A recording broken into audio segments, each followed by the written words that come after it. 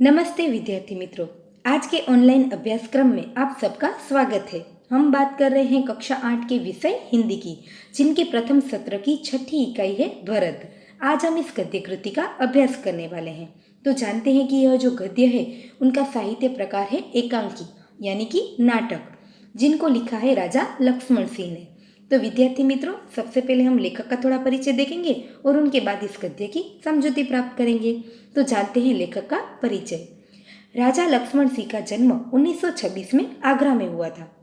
तो आगे हम कहें कि राजा लक्ष्मण सिंह हिंदी, संस्कृत, अंग्रेजी, फारसी, बंगला और अरबी भाषा के भली भांति जानकार थे, यानी वे ज्ञाता थे। उन्हें इन भाषाओं की अच्छी समझ थी। तो इनकी अनेक पुस्तकों का अंग्रेजी और हिंदी भाषा में अनुवाद भी हुआ है। तो आगे हम देखें कि कालिदास की अभिज्ञान शाकुंतलम, मेघदूत और रघुवंश के हिंदी अनुवाद पर इन्हें पुरस्कार भी दिया गया है। विद्यार्थी मित्रों, आपके लिए यहाँ एक परिचित नाम है कालिदास, जिनका नाम आप सबने सुना ही होगा। फिर भी हम उनका थोड़ा परिचय देखें तो कालिदास संस्कृत साहित्य के महान रचनाकार माने जाते हैं और उन्होंने कई साहित्य कृतियों की रचना की थी, जिनका नाम है अभिज्ञान शाकुंतलम, मेघदूत, रघुवंश, जिनको उन्होंने संस्कृत भाषा में लिखा है। परंतु राजा लक्ष्मण सिंह ने उनकी इस गद्य रचनाओं का या तो उनकी कृतियों का हिंदी भाषा में अनुवाद किया है, जिसके फलस्वरूप उन्हें कई पुरस्कारों से सम्मानित भी किया गया है। तो विद्यार्थी मित्रों, अब तक हमने लेखक का परिचय देखा।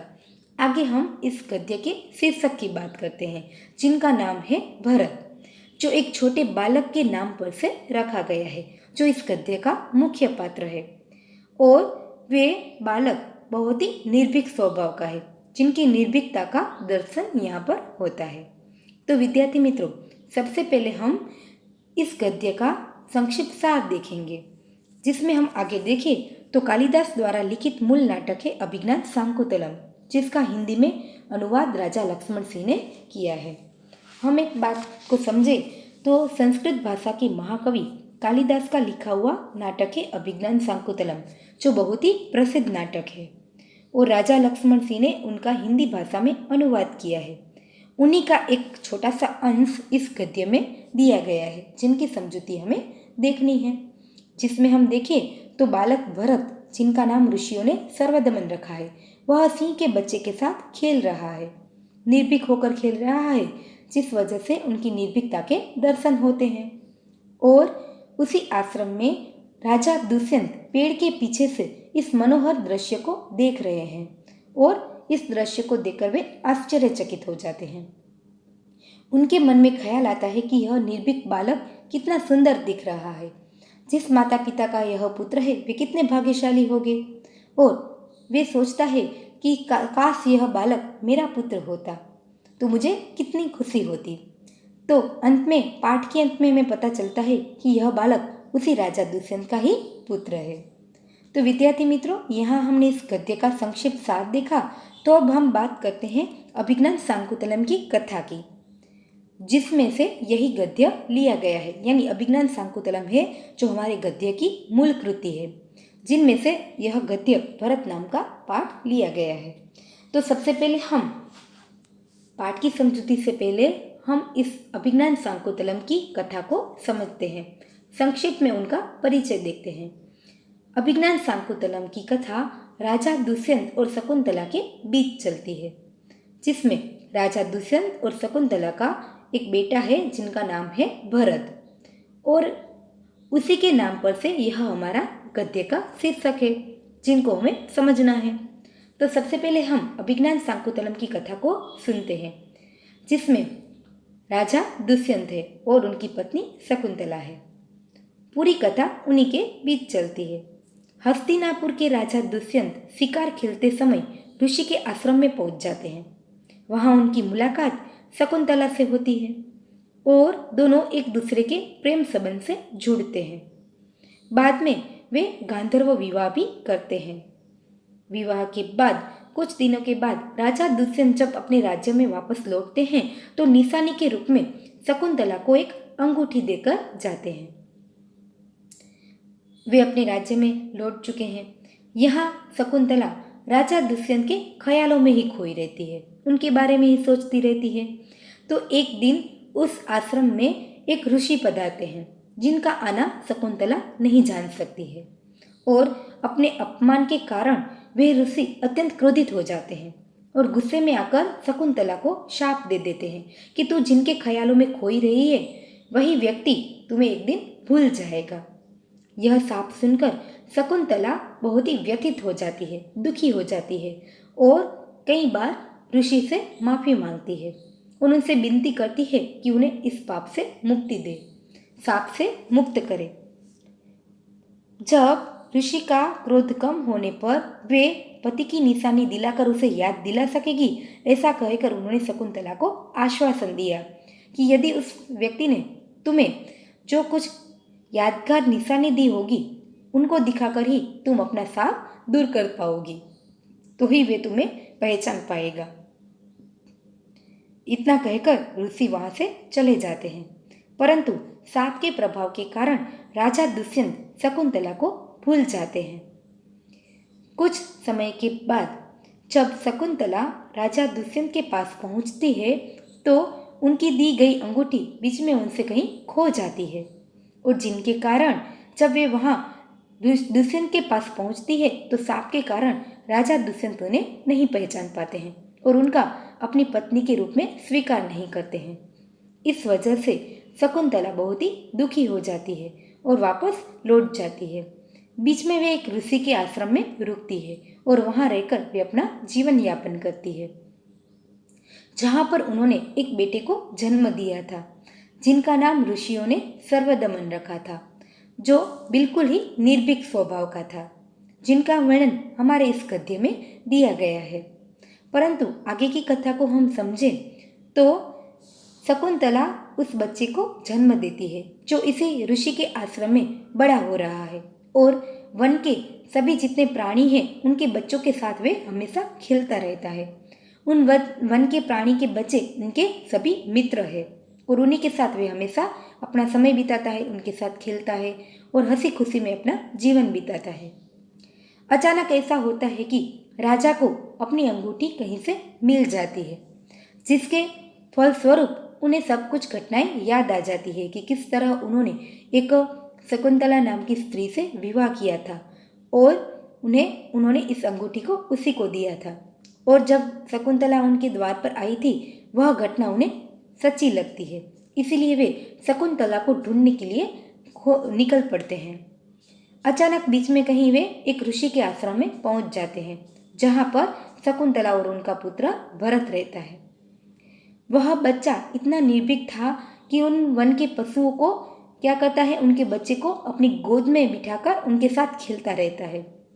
एक दिन जब वे सिंह के बच्चे के साथ खेल रहा था, उनके दांत गिन रहा था, तब राजा दुष्यंत अचानक उस ऋषि के आश्रम में पहुंच जाते हैं और उन्होंने उस दृश्य को देखा तो वे आश्चर्यचकित हो जाते हैं और पेड़ के पीछे से इस मनोहर दृश्य को देख रहे हैं।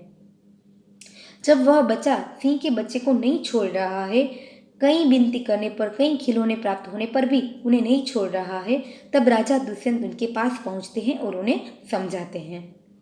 उनकी बात मानकर वह बच्चा सिंह के बच्चे को छोड़ देता है और उनकी बातचीत से ही पता चलता है वहां पर 2 तपस्विनियां हैं जो इस बच्चे की रक्षा करती है। राजा दुष्यंत उनसे बातचीत करते हैं और उन्हीं की बातचीत से पता चलता है कि सही मायने में यह जो बच्चा है, निर्भीक बच्चा है, वह राजा दुष्यंत का ही है। राजा दुष्यंत को उन लोगों की बातों से पता चलता है कि इनकी माता का नाम शकुंतला है जो मेरी ही पत्नी है और यह बालक मेरा ही बच्चा है, और फिर वे उन्हें अपने उन माता और पुत्र को दोनों को अपने राज्य में वापस ले जाते हैं। तो इस तरह की उनकी कथा है।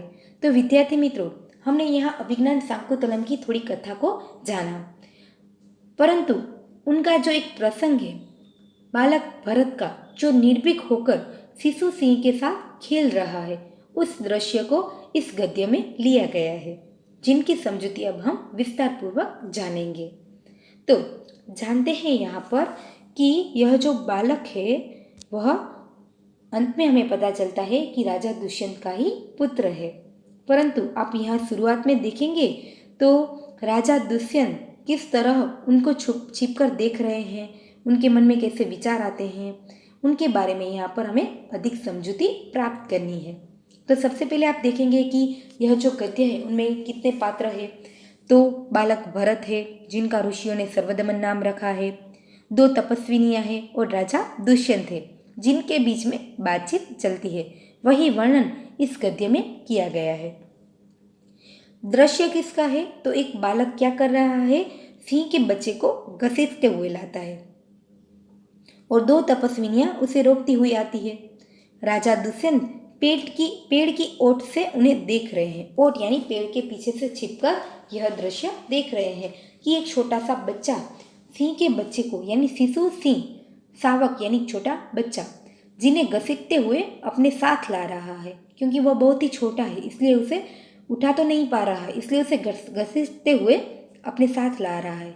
दोनों तपस्विनियां उन्हें रोकने का प्रयत्न करती है परंतु वे किसी की बात ही नहीं सुनता है। बहुत ही जिद्दी बालक है।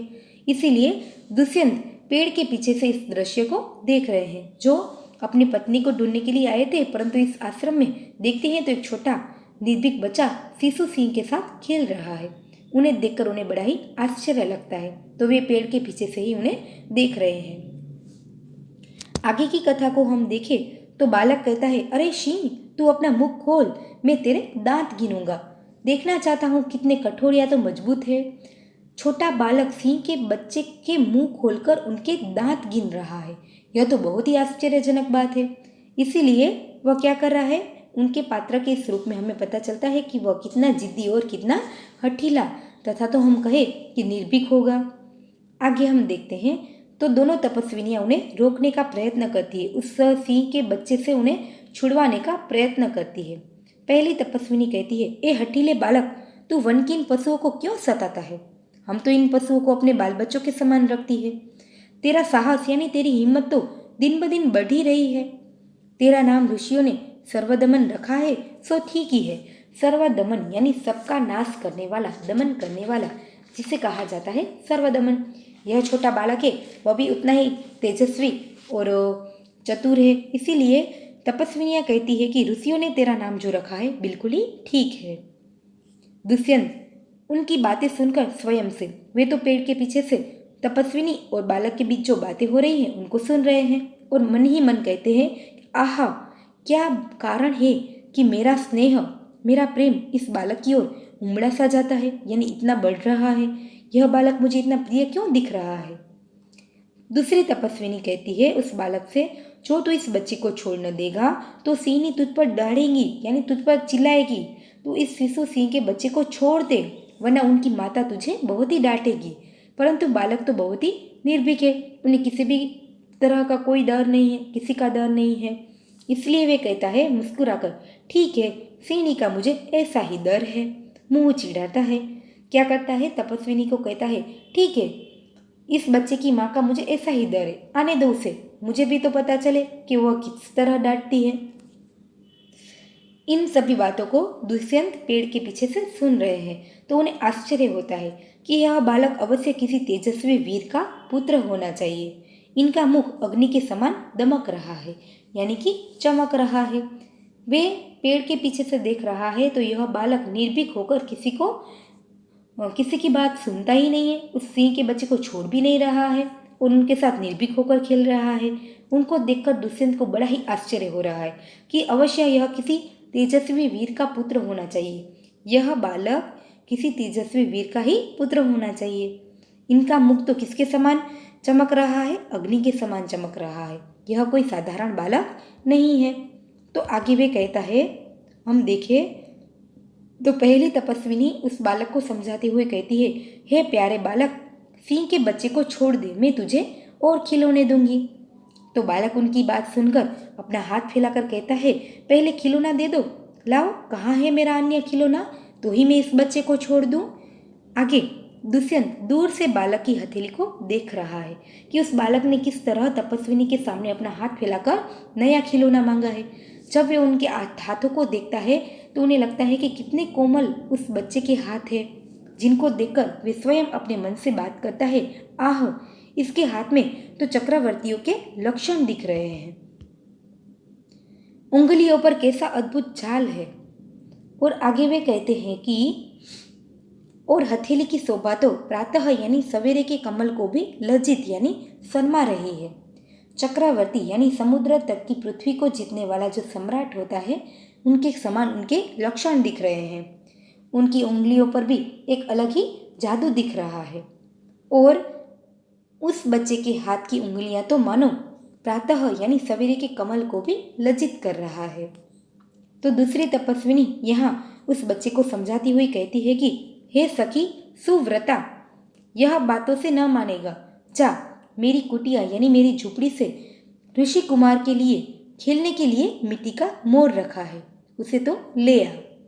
उनकी बात सुनकर पहली तपस्विनी कहती है मैं अभी लिए आती हूँ, और वे उस मिट्टी के खिलौनों को लेने के लिए चली जाती है। उनकी बातें सुनकर बालक कहता है तब तक मैं इसी सिंह के बच्चे के साथ खेलूंगा। यह कहकर तपस्विनी की ओर देखकर हंसने लगता है। वह बालक बहुत ही निर्भीक स्वभाव का है, बहुत ही जिद्दी है, किसी की बात नहीं सुनता है। और दोनों तपस्विनियां बात करती हैं कि यह हमारी बात नहीं मानेगा, इन्हें मिट्टी के खिलौने दे देते हैं। तो उनकी बात सुनकर वे और भी हंसने लगता है और कहता है कि ठीक है, मिट्टी के खिलौने लाओ, तब तक तो मैं इसी बालक के साथ खेलूंगा। उन सभी बातों को सुनकर, बालक और तपस्विनियों के बीच की बातें सुनकर दुष्यंत अपने आप ही बात करते हैं कि इस सुंदर बालक से खेलने को मेरा मन कैसा ललचाता है। उनका मन उस बालक को खेलने के लिए उनके पास जाने को इच्छता है और आह भकर वे कहते हैं धन्य है वे मनुष्य जो अपने पुत्रों को गोद में लेकर उनके अंकित धूलि से अपनी गोद मेली करते हैं और पुत्रों के मुख अकारण हंसी से खुलकर उजले दांतों की शोभा दिखाते हैं और तुतले वचन बोलते हैं। यह जब राजा दुष्यंत ने उस छोटे से बच्चे को सिंह के बच्चे को खेलते हुए देखा, उनके साथ खेलते हुए देखा, तो उनके मन में ऐसा एहसास होता है कि यह बालक कितना सुंदर है। उनको बात करने का, उनको अपनी गोद में बिठाकर उनके साथ खेलने का मेरा मन कितना ललचा रहा है। वे माता पिता धन्य है, वे मनुष्य धन्य है जिनके पुत्र उनकी गोद में बैठकर उनकी अंकी धूलि से उनके कपड़ों को मैले करते हैं और उनके मुख अकारण ही खुलकर उनकी हंसी दिखाई देती है। वे तुतले वचन बोलते हैं जिनको सुनकर उनके माता पिता को कितना आनंद हुआ होता होगा। उज्जवल यानी चमकते हुए, स्वच्छ, और तुतले वचन यानी तुतली बोली में बोलना, अकारण यानी बिना किसी ही कारण, बेवजह। तो वे कहते हैं कि उस माता पिता धन्य होंगे जिनका ऐसा बच्चा होगा। आगे हम कहे तो दूसरी तपस्विनी उस बच्चे को समझाती है क्यों रे ही डीठ यानी जिद्दी, तू मेरी बात कान क्यों नहीं धरता, यानी मेरी बात कान क्यों नहीं धरना यानी बात को अनसुनी क्यों कर रहा है, सुन क्यों नहीं रहा है। यह एक मुहावरा है जिनका अर्थ होता है बात अनसुनी करना। तपस्विनी उस बच्चे को समझाती है कि तुम अरे जिद्दी बालक, तू मेरी बात को सुन क्यों नहीं रहा है। और फिर वे इधर उधर देखकर किसी को पुकारती है कि कोई ऋषि कुमार यहाँ है।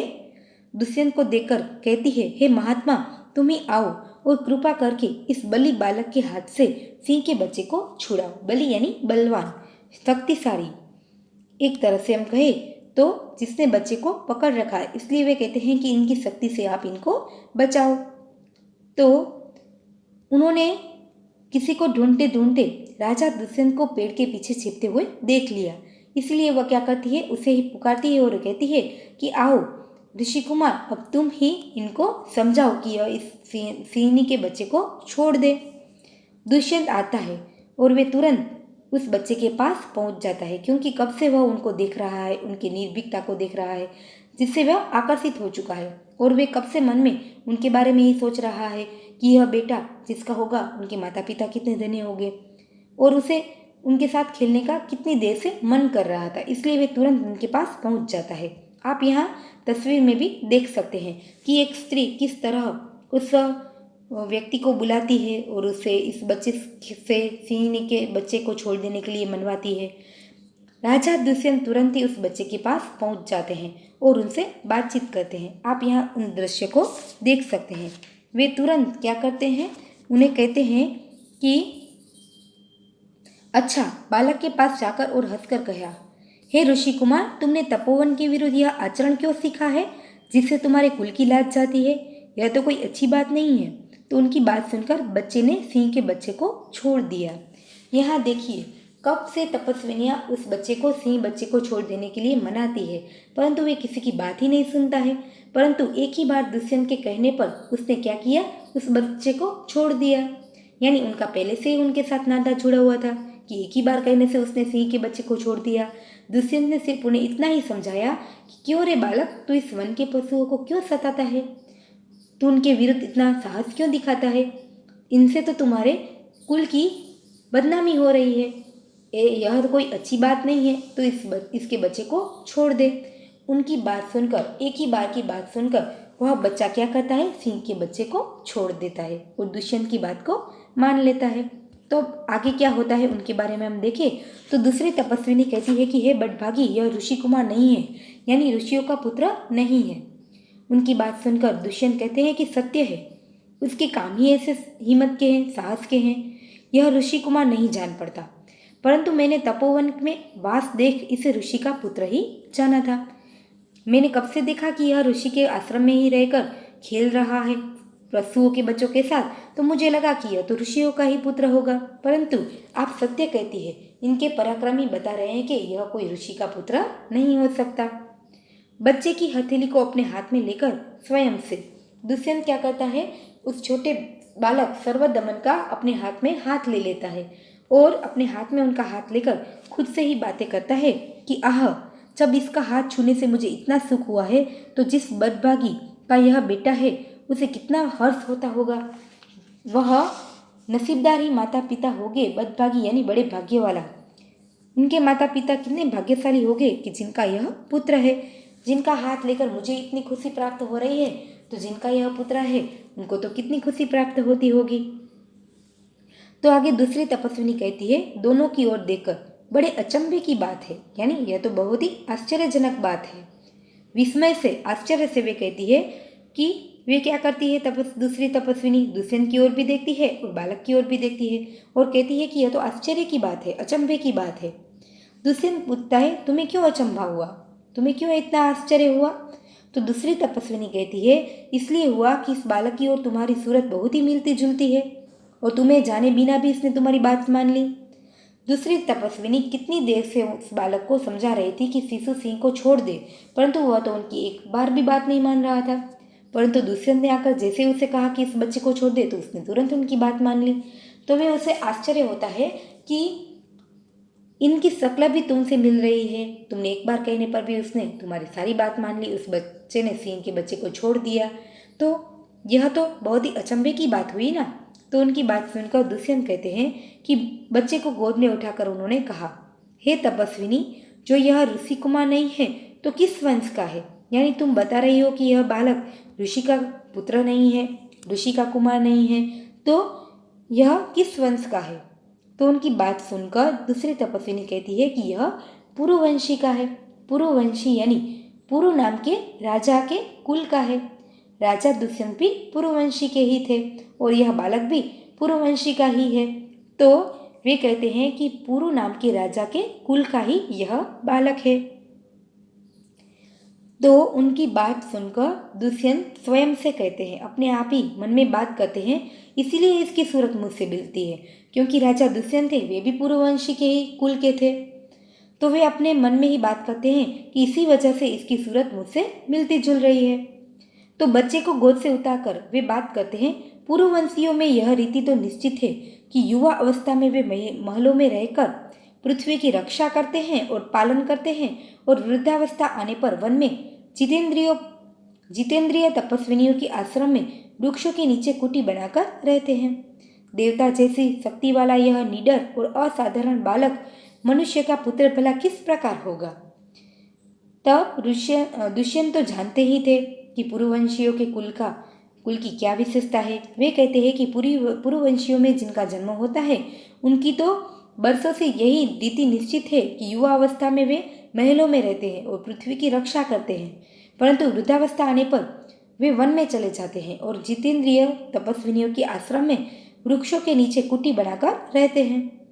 और वे कहते हैं कि देवता जैसी शक्ति, ईश्वर जैसी शक्ति रखने वाला यह निडर बालक, असाधारण बालक मनुष्य का पुत्र किस प्रकार हो सकता है? वह तो किसी तेजस्वी वीर का ही पुत्र दिख रहा है।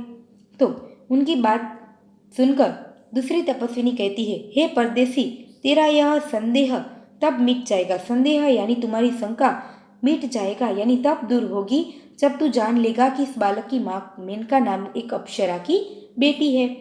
उसी के प्रताप से इसका जन्म देव पितर के इस तपोवन में हुआ है। वह दूसरी तपस्विनी दुष्यंत को बताती है कि यह बालक किसका बेटा है। तो वे कहते हैं कि तेरी शंका तो तब दूर होगी जब तू जान लेगा कि यह किसका बेटा है। तो वे कहती है कि आगे उन्होंने कहा कि इस बालक की माँ जो है वह मेनका नामक अप्सरा की बेटी है और उसी के प्रताप से इसका जन्म देव पितर के इसी आश्रम में, इसी तपोवन में उनका जन्म हुआ है।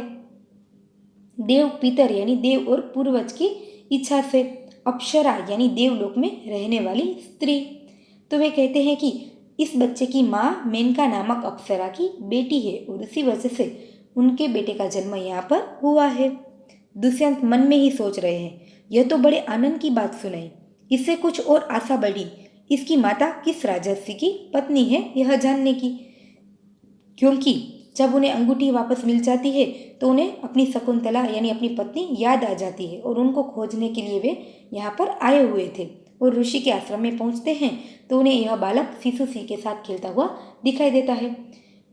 उनको पहचान कर, उनके साथ बातचीत कर उन्हें पता चलता है कि यह बालक किसी वीर का पुत्र है। तो वे जानने की इच्छा करते हैं कि इस बालक की माँ का नाम क्या है और वे किस राजवंश की पत्नी है। दूसरी तपस्विनी बताती है, जिस राजा ने अपनी विवाहित स्त्री को बिना अपराध छोड़ दिया है उसका नाम मैं न लूंगी। बिना अपराध यानी जिसने कोई अपराध ना किया हो। तो तपस्विनी कहती है कि जिस राजा ने अपनी पत्नी को किसी बिना कारण ही छोड़ दिया था, बिना अपराधी उन्हें छोड़ दिया था, उनका नाम मैं न लूंगी। तो दुष्यंत मन में स्वयं से ही बात करते हैं, यह कथा तो मुझ पर लगती है। वे अपने आप स्वयं से ही बात करते हैं कि यह कथा तो मुझसे मिलती जुलती है, क्योंकि उन्हें याद आता है कि जब एक स्त्री उनके द्वार पर आई हुई थी जो उनकी पत्नी बता रही थी, परंतु उनका नाम शकुंतला था, परंतु राजा दुष्यंत तो साप के कारण सब कुछ भूल गए थे, तो उन्होंने छोड़ दिया था, अपनी पत्नी के रूप में स्वीकार नहीं किया था। तो उन्हें लगता है कि यह कथा तो मुझसे ही मिलती जुलती है। भला अब इस बालक की माँ का नाम मैं कैसे पूछूं? कैसे पता चलेगा कि इस बालक है उनकी माता का नाम क्या है? कथा तो उनकी मुझसे ही मिलती जुलती है। तो पहली तपस्विनी मिट्टी का मोर लेकर वहीं पर आती है, जो उस बालक के लिए खेलने के लिए कुटी में से मिट्टी के खिलौने लेने के लिए गई थी। वहां से वे एक मिट्टी का मोर लाती है और आकर कहती है, हे सर्वदमन, यह शकुंत लावण्य देख। मिट्टी के मोर को संस्कृत में शकुंत कहा जाता है। तो वे कहती है कि इस पंक्षी के यानी कि उनकी सुंदरता को शकुंत कहा जाता है, लावण्य यानी सुंदरता को। तो वे कहती है कि इस मिट्टी के मोर को तू देख। बालक गलत फहमी में सुनता है कि उस तपस्विनी ने कहा कि वे तो मेरी माता का नाम ले रही है, इसलिए उस बालक ने बड़े चाव से कहा कि कहाँ है शकुंतला मेरी माता। उनके मुख से उनकी माता का नाम निकल जाता है, क्योंकि उस तपस्विनी ने तो उन्हें मिट्टी को मोर को देखने के लिए कहा था, उनकी सुंदरता को देखने के लिए कहा था, परंतु बालक गलत फहमी में सुनता है कि उस तपस्विनी ने उनकी माता की ओर इशारा किया है, इसलिए वह बोल उठता है, कहाँ है मेरी माता शकुंतला, बताओ। जब राजा दुष्यंत ने उनको सुना तो दूसरी तपस्विनी हंसती हुई कहती है, उस बालक के ऊपर हंसती है और वे हंसती हुई कहती है कि यहाँ तेरी माता नहीं है, तुम इस नाम से धोखा खा गए सर्वदमन। धोखा खा जाना यानी मूर्ख बनना, सच्ची बात को न समझना। इसलिए वह कहती है कि यहाँ तुम्हारी माता शकुंतला नहीं है, तुम इस बात से, इस नाम से धोखा खा गए। मैंने तो कहा था कि मिट्टी के मोर को देखो। तो दुष्यंत जब यह सुनता है, उनकी माता का नाम सुनता है, तो मन ही मन सोचने लगता है और स्वयं से कहता है, अपने आप से ही बात करता है कि इसकी माँ मेरी ही प्यारी शकुंतला है या इस नाम की कोई और दूसरी स्त्री है। यह वृतांत यानी यह वर्णन मुझे ऐसे व्याकुल करता है जैसे मृग तृष्णा प्यासे हिरण को व्याकुल करता हो। मृग तृष्णा जिनके बारे में आपने सुना होगा कि गर्मी के दिनों में जिस तरह मृग पानी के लिए जंगल में ढूंढता फिरता है और रास्ते पर कुछ जगह पर उन्हें पानी दिखाई देता है, परंतु वे वहां जाकर देखता है तो ताप के प्रकाश के कारण उसे ऐसा एहसास होता है कि वहाँ पर पानी मौजूद है, परंतु वास्तव में वह जाकर देखता है तो वहाँ पानी नहीं होता है और वे भी धोखा खा जाता है। उसी तरह यहाँ पर दुष्यंत क्या कर रहा है, शकुंतला का नाम सुनकर व्याकुल हो उठा है और उन्हें लगता है कि इस बच्चे की माँ का जो नाम शकुंतला है वह मेरी ही पत्नी शकुंतला है या अन्य और कोई इस नाम की दूसरी स्त्री है। यह वृतांत उनके मन को विचलित कर देता है। वह अत्यंत व्याकुल हो उठ जाता है और कहता है कि यह घटना तो मुझे प्यासे हिरने की तरह व्याकुल बना रही है। आगे दुष्यंत की बात सुनकर उनके बाद बालक खुश होकर कहता है, मुझे यह मोर बहुत ही अच्छा लगता है। और वे क्या करता है, उस खिलौने को तपस्विनी के हाथों से ले लेता है। पहली तपस्विनी घबरा कर कहती है, ओह, बालक की बाह का रक्षाबंधन कहाँ गया।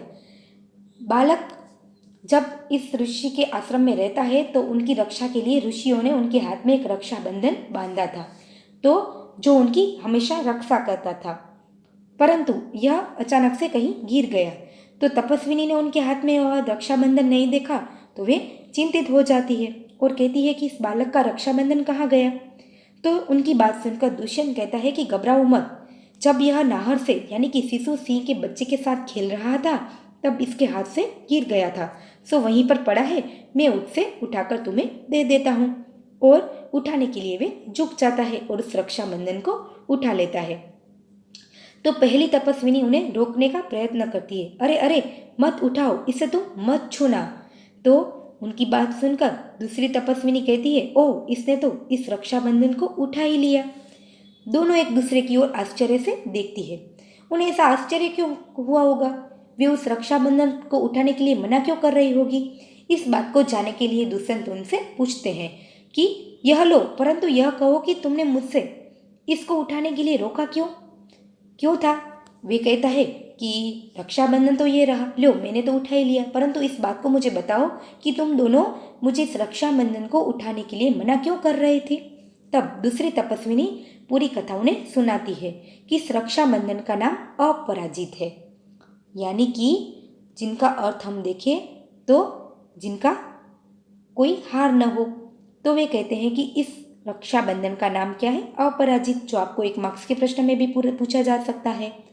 तो आगे वे बताती है कि जिस समय इस बालक का नामकरण हुआ था, जब उनका नामकरण यानी उनका नाम रखा गया था, इस बालक का नाम निश्चित करने की जो विधि चल रही थी, तब महात्मा मरीचि के पुत्र कश्यप ने यह धागा उनको दिया था। उसका गुण यह है, उनकी विशेषता यह है कि कभी यह धरती पर गिर पड़े तो इस बालक के माता पिता को छोड़कर इसे कोई दूसरा नहीं उठा सकेगा। यानी जब इस बालक का नामकरण हो रहा था, नाम की विधि हो रही थी, तब महात्मा मरीचि के पुत्र कश्यप ने यह धागा उस बच्चे को दिया था और कहा था कि यह धागा उनकी रक्षा करेगा और उनके माता पिता ही उसे उठा पाएंगे। जब यह धागा कहीं गिर जाएगा तो उनके माता पिता दोनों में से कोई उसे उठा पाएगा, दूसरा कोई उसे नहीं उठा सकता। तो दुष्यंत आगे जानने के लिए कहते हैं, और जो कोई उसे उठा ले तो क्या होता है। तो पहली तपस्विनी उन्हें समझाती है कि तो यह तुरंत सांप बनकर उसे दंसता है, यानी दंस मारता है। दुष्यंत ने तपस्विनी की बात से सुना कि यदि कोई दूसरा व्यक्ति इस धागे को उठा ले तो वे धागा तुरंत ही सांप बन जाता है और उठाने वाले को दंसता है। तब धागा यानी दोरा। तो दुष्यंत कहते हैं, तुमने कभी ऐसा होते हुए पहले देखा है। तो पहली तपस्विनी कहती है, हमने तो ऐसा कई बार देखा है, अनेक बार हमने देखा है कि यदि यह धागा गिर जाए तो अन्य कोई व्यक्ति उसे उठाता है तो वह धागा सांप बन जाता है और उनको दंसने लगता है, सर्प बनकर उन्हें दंस देता है। तो दुष्यंत प्रसन्न हो जाते हैं क्योंकि वे अब जान चुके हैं कि वह बालक उन्हीं का ही पुत्र है, क्योंकि उन्होंने उस धागे को तो उठा लिया था, परंतु ना तो धागा कोई सांप बना और ना उसने उन्हें दंसा।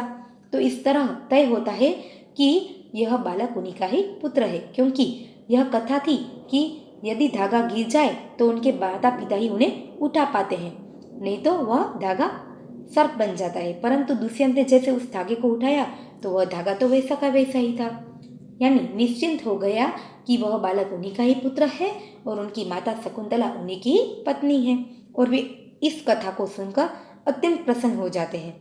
तो अब वे कहते हैं, तो अब मेरा मनोरथ पूरा हुआ, मनोरथ यानी मेरे मन की इच्छा पूर्ण हुई। मैं क्यों ना आनंद मनाऊं। वे कहते हैं कि आज तो मैं बहुत ही खुशी मनाऊंगा, क्योंकि अब तो मेरी मन की इच्छा पूरी हुई है। जिसको ढूंढने के लिए मैं यहाँ पर पहुंचा था, बीच में इस ऋषि के आश्रम में पहुंचा था, वही वही मुझे मिल गया, यानी कि मेरी पत्नी को मैंने ढूंढ लिया। और यह बालक जिनको मैं कितनी देर से देख रहा था, उनको देखकर मुझे आश्चर्य हो रहा था। मुझे बार बार मन में ख्याल आया रहा था कि यह बालक जिस माता पिता का पुत्र होगा वे कितने भाग्यशाली होंगे, परंतु यह बालक तो अब मेरा ही पुत्र है। और वे क्या करता है, तुरंत उस बालक के पास पहुंच जाता है और उनको अपनी गोद में ले लेता है और उनके साथ खेलने लग जाता है। खुशी खुशी उनके साथ खेलता है और अपनी खुशी मना रहा है। और अंत में पर्दा गिरता है, यानी कि फिर अंत में आगे की कथा ऐसी है कि वे अपनी पत्नी और पुत्र को अपने राज्य में ले जाते हैं। इस तरह उन्होंने यहाँ अपने पुत्र और पत्नी को ढूंढ ही लिया। तो विद्यार्थी मित्रों, अब यहाँ यह प्रसंग समाप्त होता है। पूरे प्रसंग में हमने देखा तो राजा दुष्यंत का परिचय भी प्राप्त होता है और उस निर्भीक बालक का भी परिचय प्राप्त होता है। आपको पूरी इस गद्य की आधारित, पूरी समझौती के आधारित एक प्रश्न तैयार करना है कि बालक सर्वदमन का पात्र परिचय लिखे। या तो बालक सर्वदमन के बारे में लिखे, या तो बालक सर्वदमन यानी बालक भरत के स्वभाव का वर्णन कीजिए। ऋषियों ने उनका नाम सर्वदमन रखा था, परंतु उनका असली नाम तो भरत था। तो आपको परीक्षा में पूछा जा सकता है कि ऋषियों ने उनका नाम कौन सा रखा था। उसी सर्वदमन का परिचय लिखिए, अपने शब्दों में उनका वर्णन कीजिए। तो पूरी पाठ की समझौती के आधारित आप उनकी निर्भीकता का वर्णन लिख सकते हैं। तो विद्यार्थी मित्रों, यह इकाई यहाँ समाप्त होती है, यानी कि एकांकी यहाँ पर समाप्त होती है। प्रथम पार्ट में हमने इस गद्य की समझौती को देखा है। अब हम दूसरे पार्ट में, यानी इस गद्य के दूसरे पार्ट में उनके अभ्यास और स्वाध्याय के प्रश्नों की चर्चा करेंगे। तब तक के लिए आप क्या करेंगे, इस पूरे पाठ को एक बार पढ़कर उनकी समझौती प्राप्त करेंगे और शब्दार्थ में कुछ कठिन शब्द है उनको पढ़कर उनकी समझौती देखेंगे। दूसरे पार्ट में हम देखते हैं अभ्यास और स्वाध्याय के प्रश्नों की चर्चा। नमस्ते, थैंक यू।